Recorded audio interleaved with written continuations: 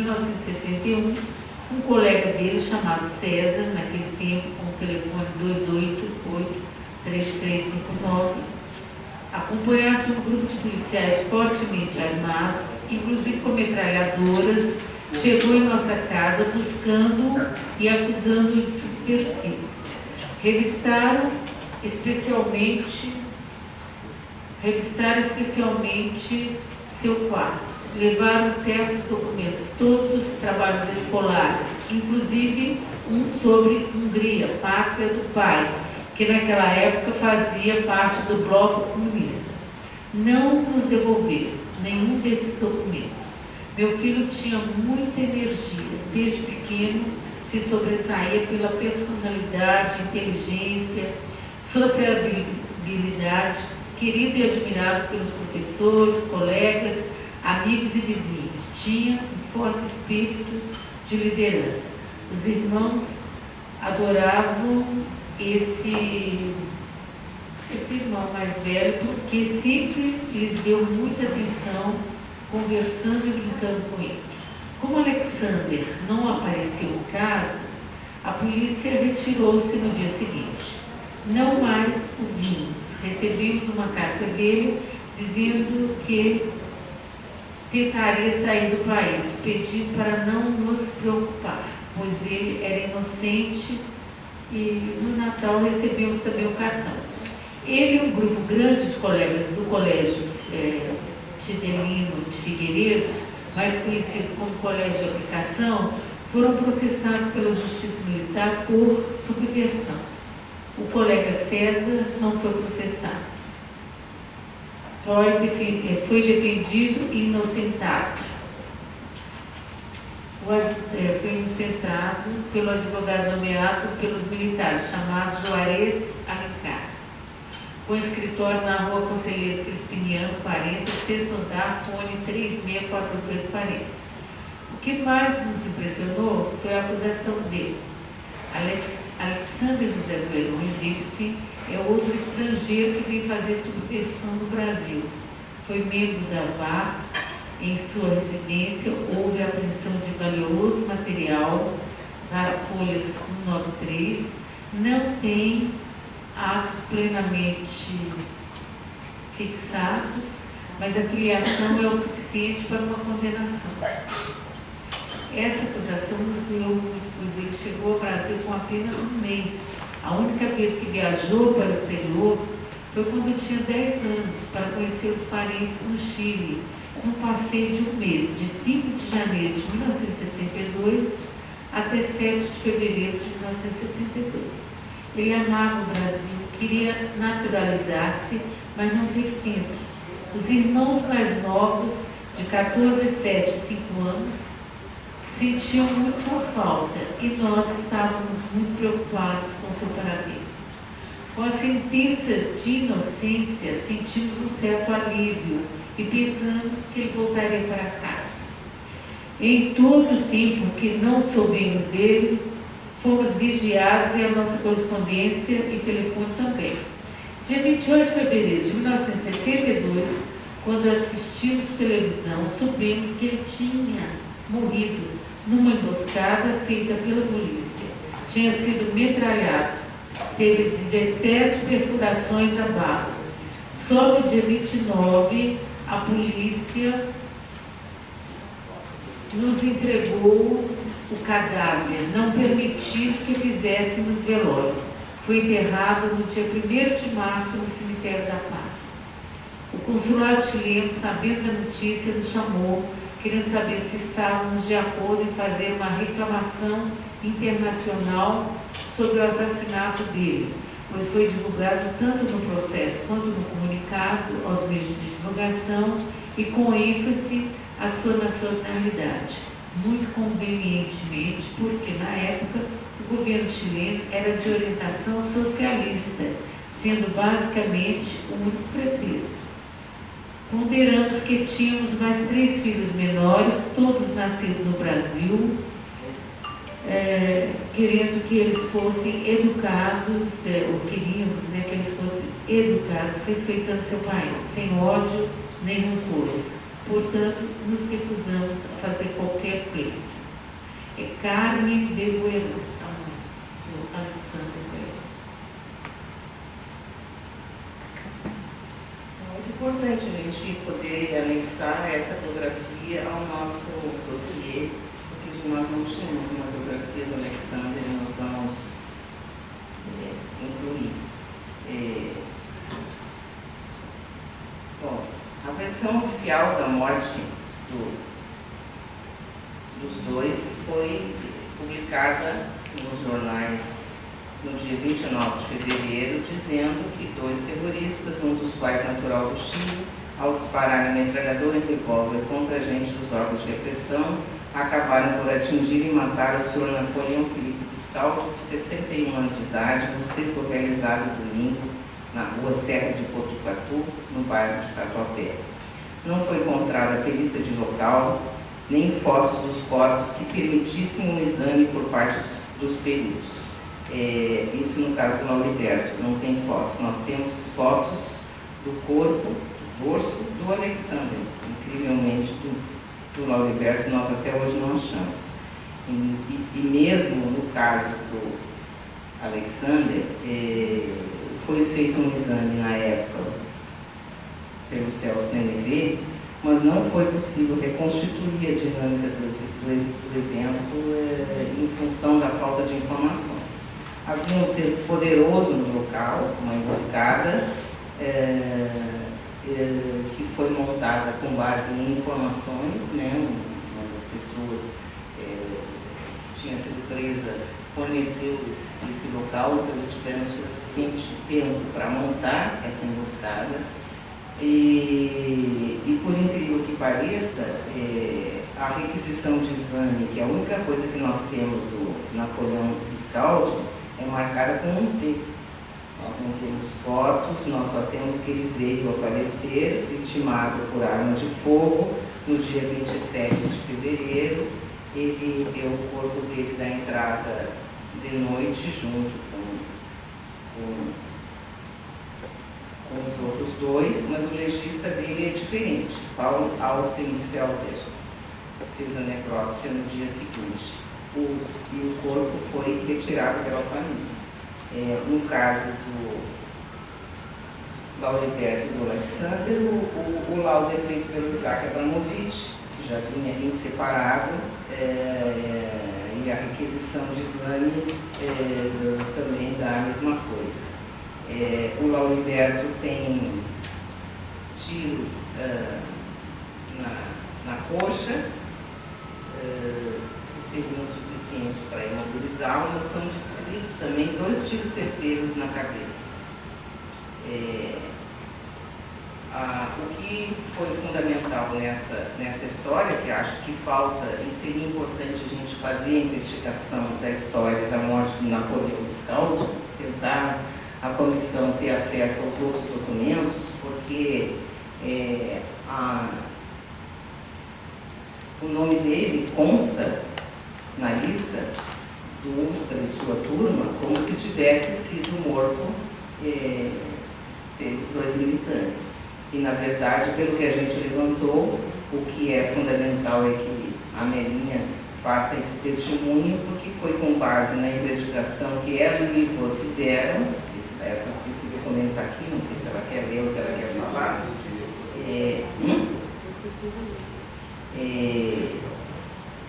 Então, foi com base nesse documento que a gente conseguiu provar o que realmente aconteceu. Agora, ficam muitas dúvidas. No caso do Lauriberto, especificamente, por que não tem a foto do corpo dele?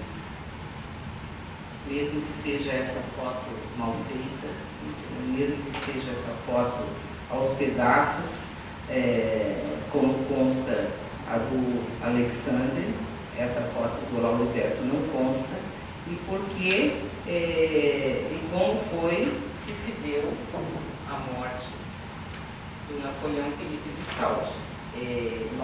Existem situações anteriores de que realmente não houve tiroteio e eles colocam, eu digo, a ditadura militar, os órgãos de repressão colocam as vítimas que eles mesmos fizeram na conta da esquerda. Isso aconteceu, por exemplo, no dia da morte do Marighella, que eles matam a investigadora e um dentista que passava pelo local. Isso ficou provado, mas mesmo assim eles não retiram o nome das suas listas. O Napoleão Felipe Viscardi pode ser uma dessas pessoas que, se a gente conseguir provar que ele realmente foi morto pelos órgãos de segurança, a família tem, assim como nós todos familiares tivemos, o acesso ao que já foi dado em termos de reparação pela Lei 9.140 e pela Lei da Anistia. Eu acho que uma das atividades que poderia se tomar era essa, de fazer essa investigação. Aqui eu vou passar para mim, para ela ler o relatório que ela e o Ivan fizeram em 1997.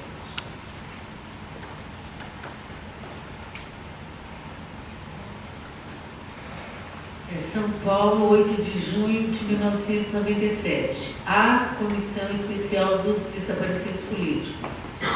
No último dia 4 de junho, eu, Maria Amélia Palmeiras Guedes e Ivan Axeron de Seixas estivemos à Rua Serra do Botucatu, no bairro do Tatuapé, em São Paulo, onde conversamos com alguns antigos moradores que presenciaram os fatos ocorridos em 27 de fevereiro de 1972, quando foram mortos 2 militantes pertencentes ao Movimento de Libertação Popular, MOLIPO.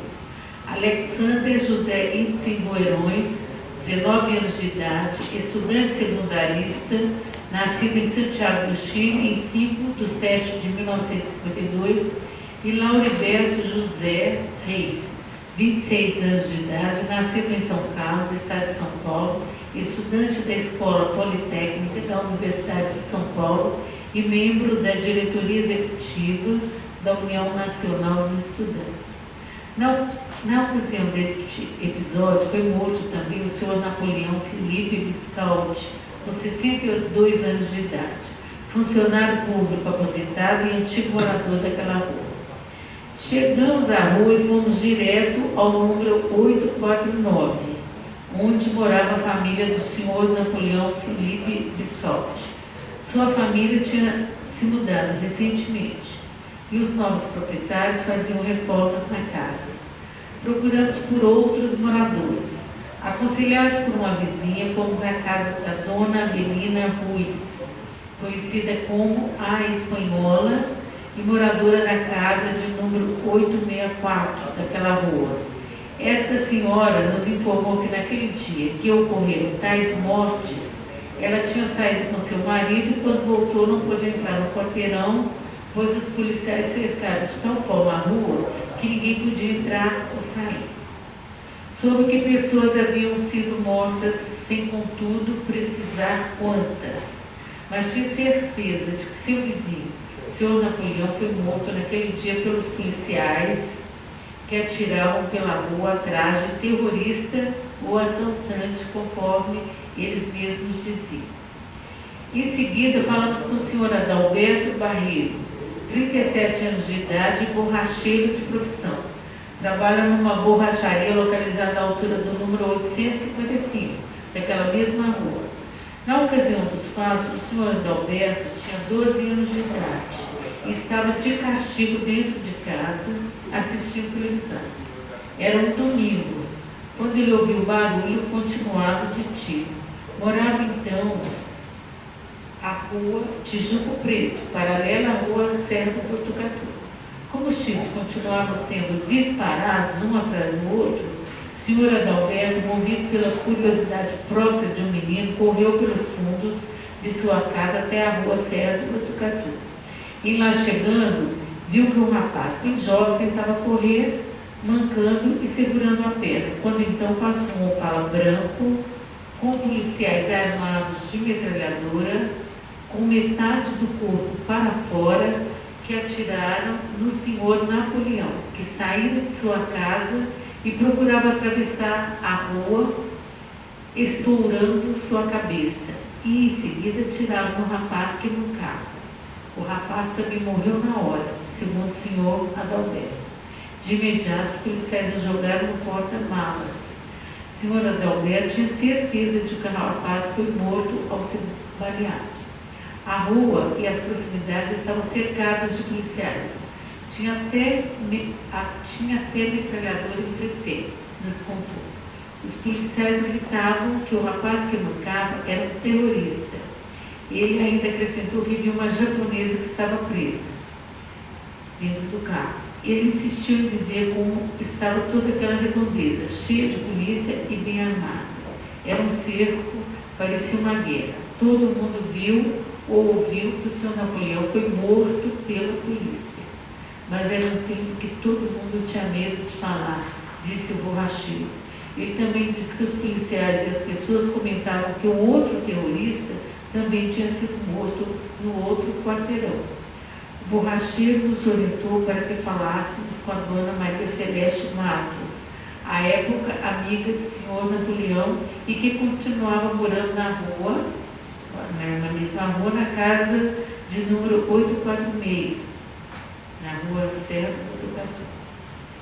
Dona Maria Celeste, ainda hoje com muito medo e nos pedindo para não ser envolvida com assuntos de polícia, nos falou que naquele domingo, dia 27 de fevereiro de 1972, o Esquadrão da Morte comandou uma ação militar em alguns quarteirões da rua.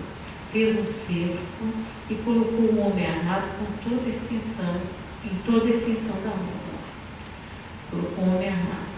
Do lado da minha casa, ali mais adiante, ela fala, apontando umas 2 ou 3 casas próximas à sua, havia um campinho de futebol. Meu filho e o senhor Napoleão estavam jogando bola lá.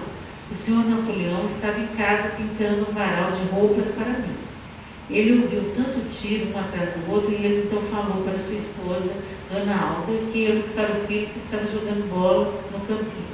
Foi quando ele saiu para a rua e foi executado pelo Esquadrão da Morte, que saiu atirando pela rua fora. Naquela hora, eu, meu marido e minha família chegamos aqui na porta. Vimos o menino vestido com um short ser morto e colocado no porta-malas do carro da polícia. Meu marido pensou tratar-se do nosso filho que jogava bola vestido de short. Ele falou com o Esquadrão da Morte que eles tinham matado nosso filho. Minha filha Alberacina desmaiou e eu procurei cuidar dela. Meu marido ficou junto do carro do Esquadrão da Morte sem arredar o pé de tão nervoso.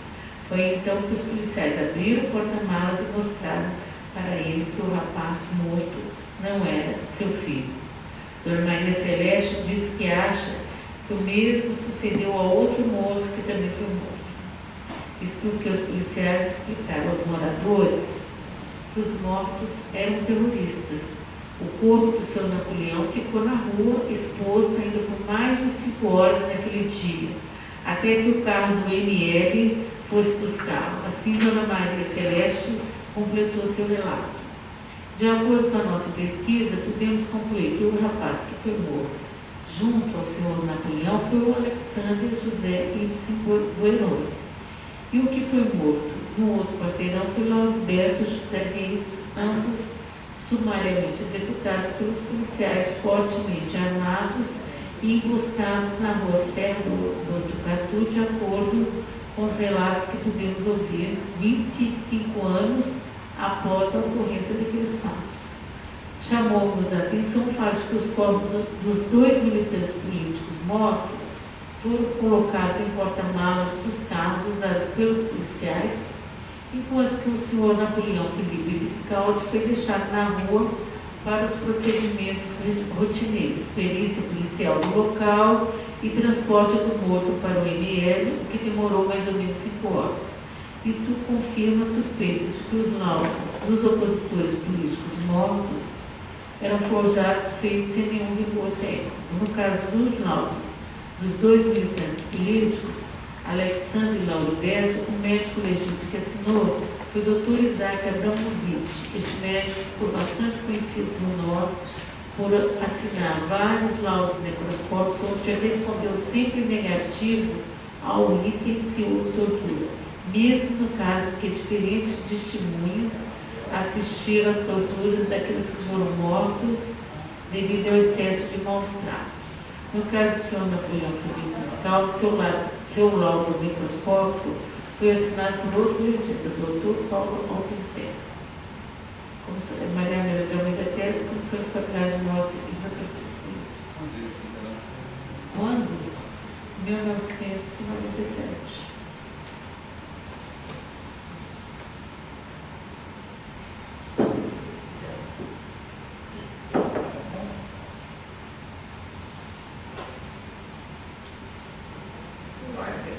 Eu fico muito com a sensação de que eles podem, inclusive, ter saído vivos ainda dali, porque são tudo sensações, né? Por que deixaram ali o corpo do Napoleão Vistaldi? Porque não foi com a IML que os corpos do Alexander e do Lauriberto foram levados, né? Eu não tenho dúvida em relação a isso. Se a gente for verificar a situação dos tiros que eles levaram, entendeu? No braço e na perna já seria suficiente para imobilizar. Então, acho que mais uma vez nós temos que pedir a documentação referente ao Lauriberto, ao Instituto Médico Legal e ao DOPS, tentar verificar se se encontra a fotografia e tudo que constar sobre o Napoleão Vistaldi. Não teria outras coisas a acrescentar, a não ser alguns absurdos, tipo o Alexander entra no IML de camisa listrada e de cuecas. Ele não tem calça e tem só um par de sapato. Um pé de sapato. Só um pé de sapato. O sapato até posso entender. Agora, de shorts ele não estava, ele estava sem calça. Vem cá, vocês viram esse atestado de óbito aqui do Napoleão? Repararam que ele foi aqui em hora? Sim, eu comentei isso, que a única coisa que a gente tinha era essa requisição de exame que possui um T. Então, eles de alguma forma, por esse T, estão assumindo que o Napoleão foi morto por eles, mas nós não temos outros documentos relativos a isso, nem vamos ver se localizamos algumas outras informações, ou no arquivo do IML, que não nos facilita nunca nada na vida, ou no arquivo do DOPS. Acho que, vamos ver se a Beatriz quer falar alguma coisa.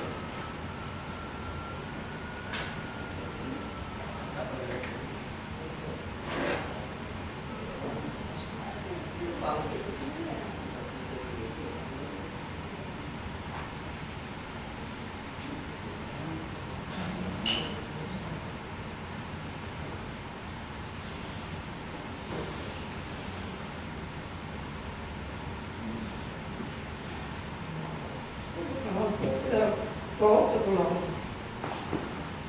Ele voltou para o Brasil vivo de navio.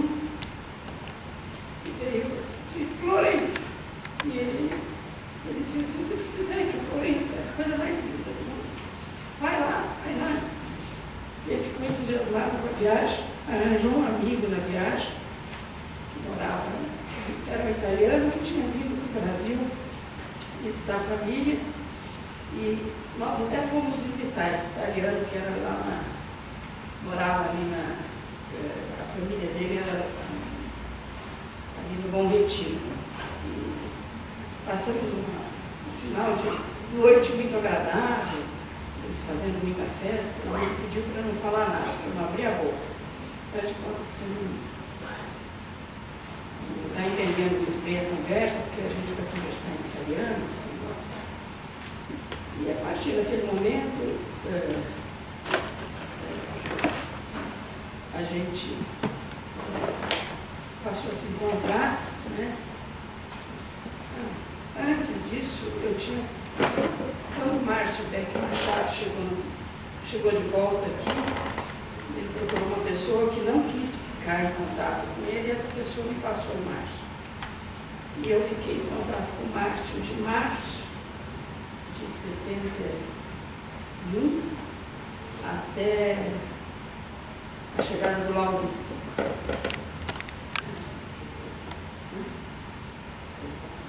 De setembro de 71.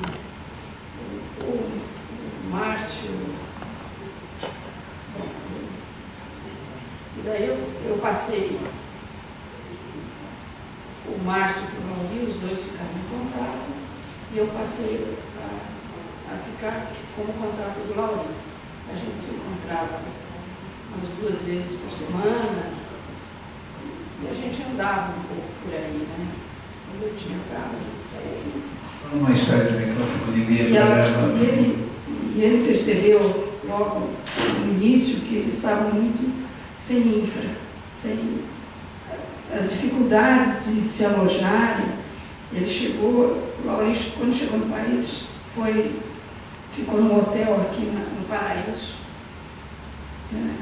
perto da Avenida Paulista, alguns dias até conseguir um outro local para morar. E ele comentou um pouco da dificuldade de manter contato com as pessoas e das pessoas quererem participar de alguma forma enfim.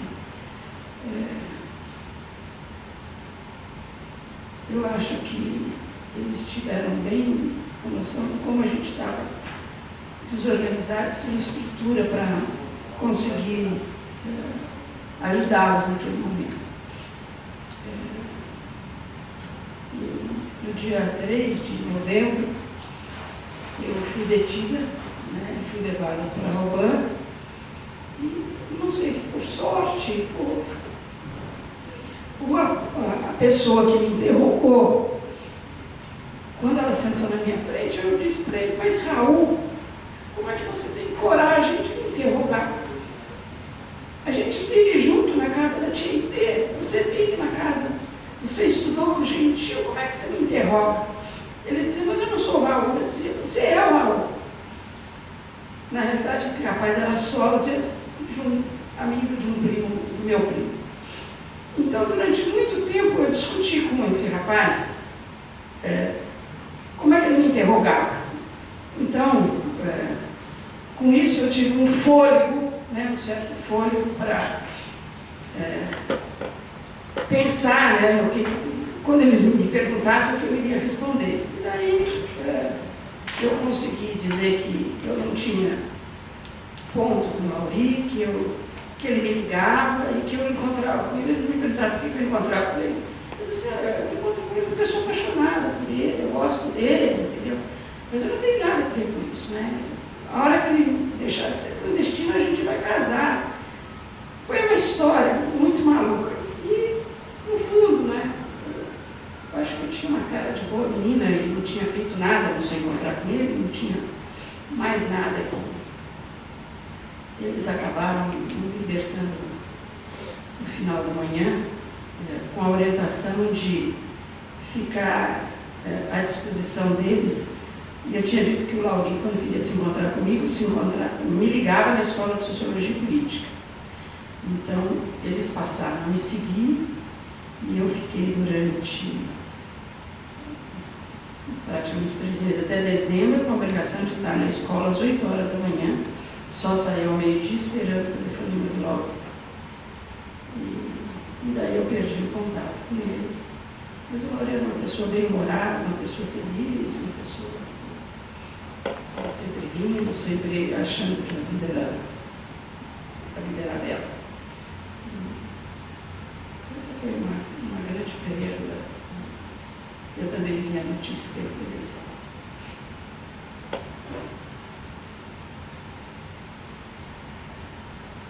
Mas você conhecia o Lauri do CUSP? Eu conheci. Que a primeira prisão dele foi com o Barrichello, não foi? E com a Vera? Não sei. O Cláudio Barrichello, eles eram do CUSP, né?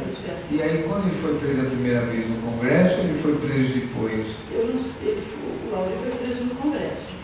Ah, é? O Lauri, ele não foi preso. Ele saiu no sequestro da Jessie Jane, Não. aquele da Varig? Não, ele estava Eles fizeram em Buenos Aires. Ah, tá.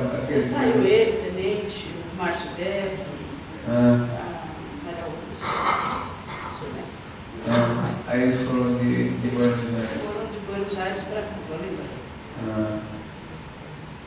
Lembro. Lembro sim. 69, né? Ele, na realidade, ele não estava no Congresso de Bruna. Ele não era delegado. Ele fazia parte da infra que ficou aqui em São Paulo. E Entendi. quando caiu o Congresso, a gente estava reunido e ficou determinado. Você foi presa com ele no Congresso? Eu não fui para o Congresso, Você não eu foi? fiquei aqui em São Paulo. Eu era motorista, como dizia assim, do Entendi. pessoal. E daí, quando caiu no Congresso, ele foi. Você fazia sociologia, quer dizer que você não é contemporânea dele, não, você estava na sociologia política, né? Você só encontrou quando ele voltou para o Brasil, que ele voltou da Itália. Não, eu conheci o Lauri em 68, um pouquinho antes do Congresso de Biúna. Quando ele tinha voltado do Norte, eu sei, numa conversa eu conheci ele contando dos preparativos que tinham sido feitos da viagem lá no Nordeste, os contatos que ele tinha tido, não sei o quê. E no Congresso de Biúna, eu fiquei como motorista, né? Levava o pessoal lá para o Congresso. E a gente acabou se encontrando nesse dia em que o Congresso caiu e que a gente reuniu todo mundo que tinha ficado aqui em São Paulo. E o Lauri foi com um rapaz do Paraná num caminhão para buscar o pessoal, para tirar aquela tentativa, né, era ver que se a liderança queria sair para tirar a liderança. Mas daí ele caiu, ele chegou lá, já estava cercado. Ele caiu lá no Congresso. Ele caiu no Congresso, mas ele não era delegado. Aí saiu logo em seguida. Ele saiu 2 dias depois com a morte do pai dele. Quando ele vai ver o pai lá em São Carlos. Entendi. Aí ele sai do Brasil, vai para Buenos Aires e vai embora. Vai embora e fica. Fica quanto tempo em Cuba? Ele saiu em 69, volta em setembro de 71. 2 anos. E ele volta pela Itália. Volta pela Itália.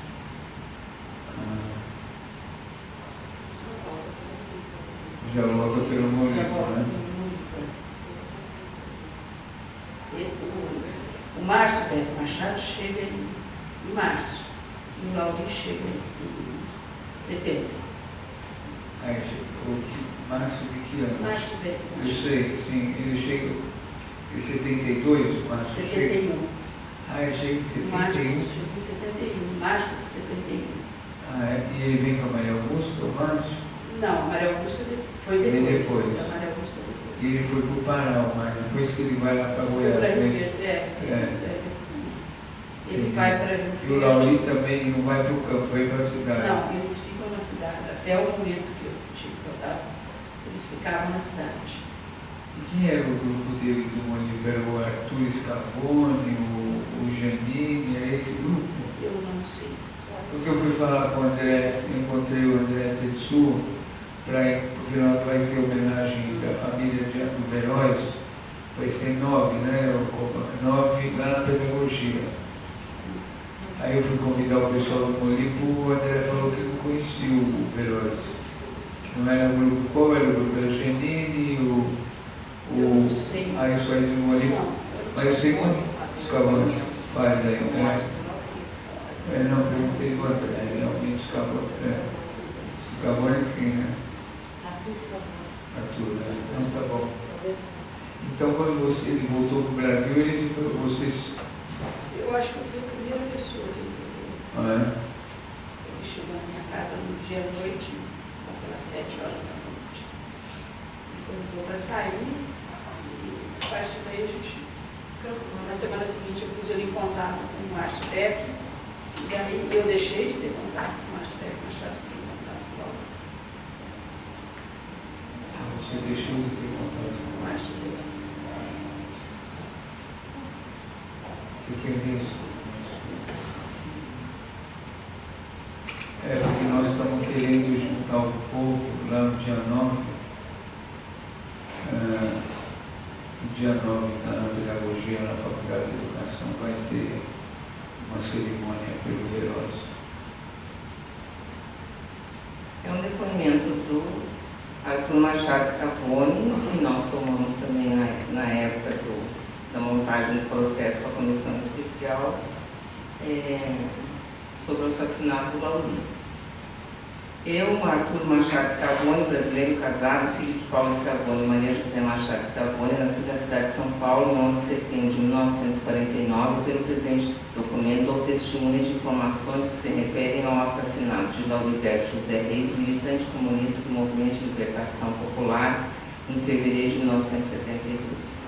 Passei a ser perseguido pelo regime militar desde o fim do ano de 1971, quando me tornara presidente do Centro Acadêmico do Instituto de Física da Universidade de São Paulo.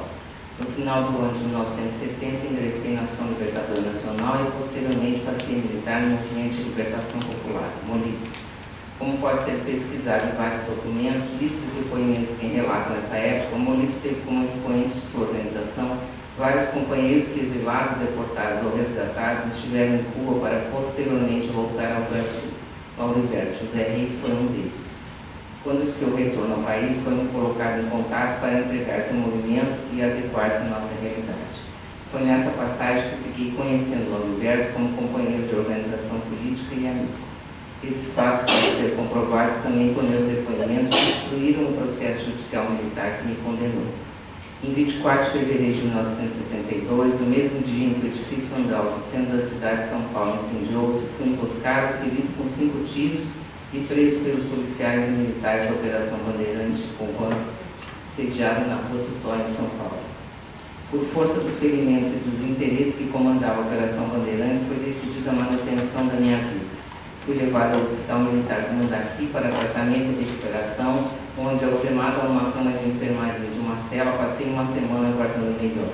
Neste período, as 3 equipes da UBAN se revezaram em visitas à minha cela, buscando informações e aguardando minha liberação para os instrumentos, para os interrogatórios livres das inconveniências de uma cela de enfermaria de hospital, aberta à presença de doentes e familiares indesejados.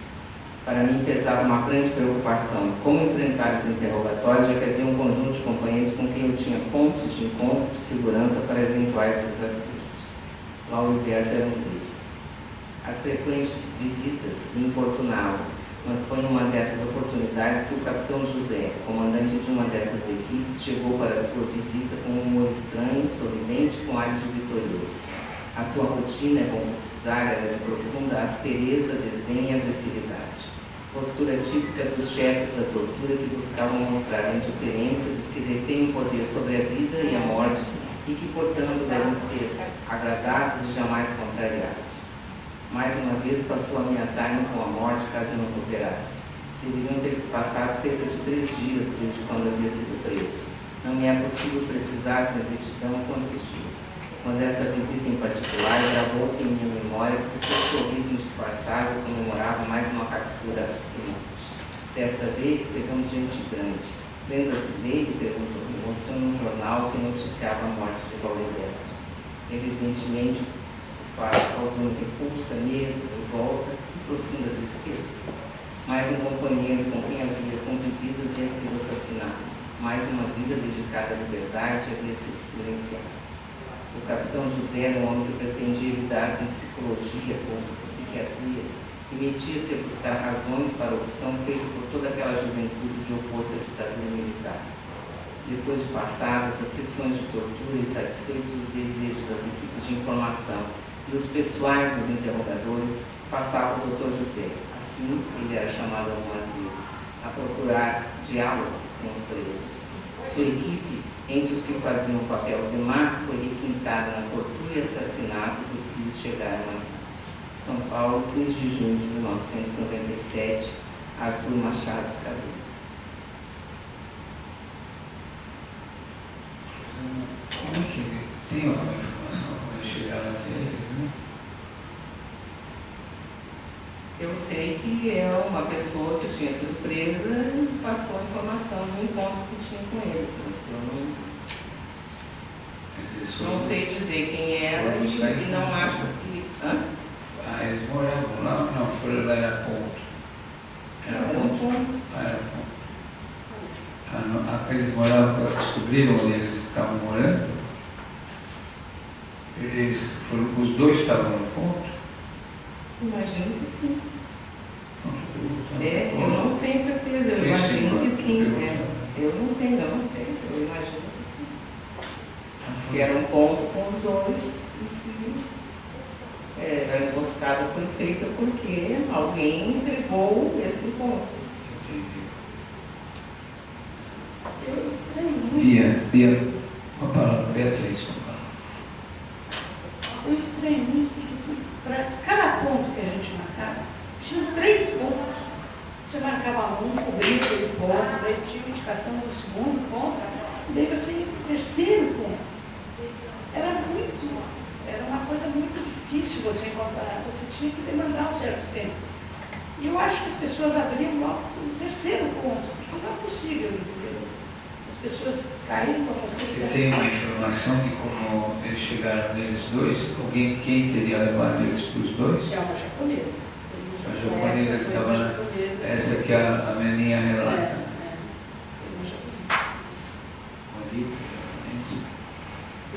Na época tinha até o nome dela. Na época a gente tinha esse nome. Eu acho que o Ayrton Soares, alguma coisa, deve ter esse nome. Eu não me lembro mais. A Meninha tinha até metralhadora de chão, de tripé. Os caras fecharam a quadra. Agora, eu queria fazer uma sugestão assim. O senhor Napoleão Viscaldi, no primeiro momento, ele foi considerado um terrorista, porque os policiais já, para justificar, digamos assim, o assassinato que eles cometiam, eles já chamavam a vítima de terrorista. Então, eu acho que esse texto terrorista é muito sintomático, porque a própria polícia reconhecendo que matou, então vamos colocar terrorista para justificar. Né?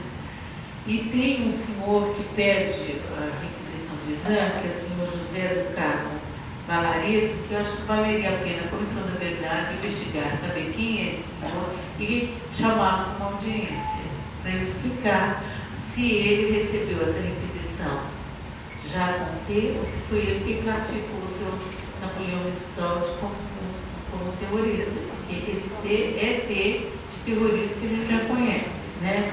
Muitos nossos indivíduos.